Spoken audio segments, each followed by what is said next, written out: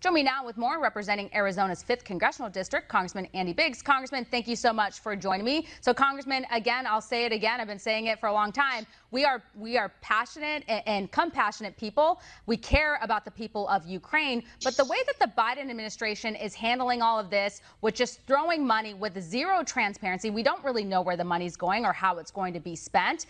And all of the focus over there, when we have a lot of crises here at home, and when they say the administration can walk and chew gum at the same time, actually they can't, because they've shown us they can't.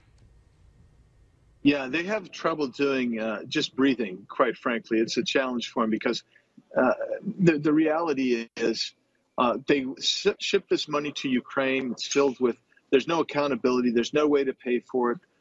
It's going to go to NGOs that are going to distribute this in other countries. So it's a terrible bill in and of itself. And it comes at a time when we have $30 trillion in national debt, but we also have an inflation crisis, an economy crisis. We've got a border crisis. You've got a supply chain crisis. You've got a criminality crisis throughout the country. And, they really aren't solving any problem. They're just bereft of ideas. They're bereft of capacity to deal with these issues. And the initial thing is I just long for a president who was tough, strong, and solved problems, and we don't have that today. Absolutely not. Now, what did you make of this? Biden approving to redeploy troops to Somalia. So he's reversing what the Trump administration did. And I understand he's attacking Donald Trump's legacy in every way, shape, or form. But how does this benefit the American people? I mean, why are we doing this? Well, Steph, they're using basically a 20-some-odd-year-old authorization to use military force. That's what they're using. Now, that AUMF did not even allow for this. So he's not come to the Congress. He's not said, look, here's why we need to be there. This is what we want. He hasn't said we need supplemental funding to go there. What this is a typical Biden-esque type of problem where you just deflect and you're sending this in there ostensibly to support a regime that we have no stated interest in against the Al-Shabaab terrorist organization in Somalia. So what is our national interest? He hasn't set it forth, and I don't believe he's got authority to send these troops back in, but there he goes anyway. Yeah, my question is, who will Biden send to our southern border? I just mentioned the numbers, 234,000 encounters in April, and we haven't seen those numbers in a century.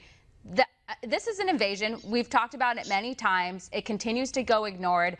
I will continue to talk about this issue for as long as I need to until somebody, gives attention to the southern border.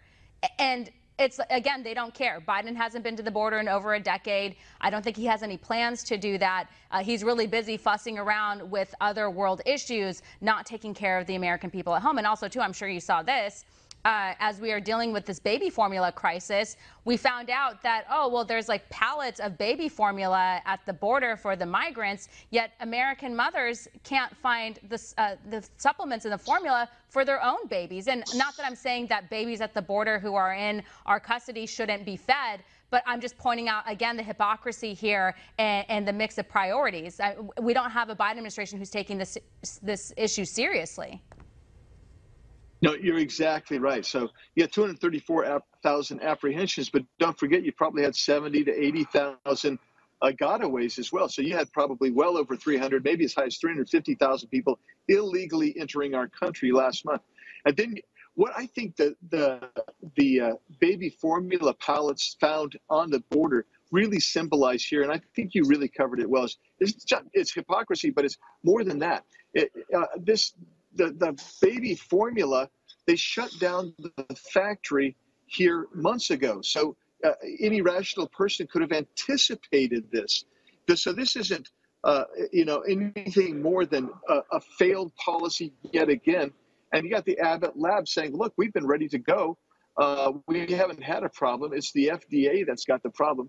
And all in all, guarantee you every time this administration will favor somebody who's not from this country, somebody who's even here illegally, over those who are in this country. That's where we've come to with the Biden administration. And if we don't bring the border under control soon, uh, I don't know how we ever get it back because, by the way, this administration under Secretary Mayorkas has basically said that they want amnesty for everybody who comes in. Well, that's millions of people that are already here, and it's millions more on the way. And I just saw, you can't believe the video I just saw. It's going to be on my website and my social media stuff. You got to see it about people basically clustering in the Central American states coming through the Darien Gap. They're ready to come. They're coming up. There's not going to be a Biden administration that stops them. Yeah, and then with the potential of Title 42 ending by the end of this month, it's just going to get a lot worse. We'll see what happens with that. And then as for the baby formula shortage in Arizona, they are out of stock on half of their products there. I mean, this is affecting everyone. And you think about what's going on in Arizona and then the border crisis, and with the millions of people that are flowing through, that's going to add a lot more pressure to this country, and we're already under a lot of pressure. Yeah, I mean, we're overwhelmed. I mean, look, my own family's affected by the baby formula crisis, so we feel it in the Biggs household. So it's not just that, though.